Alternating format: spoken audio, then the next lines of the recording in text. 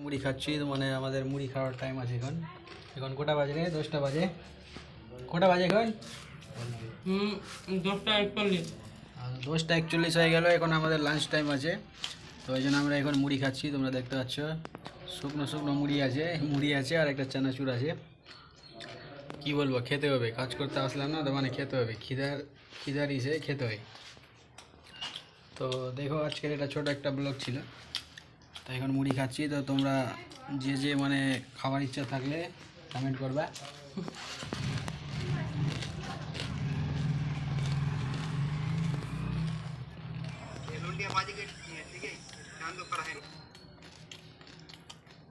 पूरा वीडियो देख, पूरा वीडियो मतलब पूरा वीडियो है। गाइस आप लोग सब्सक्राइब करना आसिफ ब्लॉग, और आप लोग कमेंट करो आप लोग कहाँ से देख रहे हो।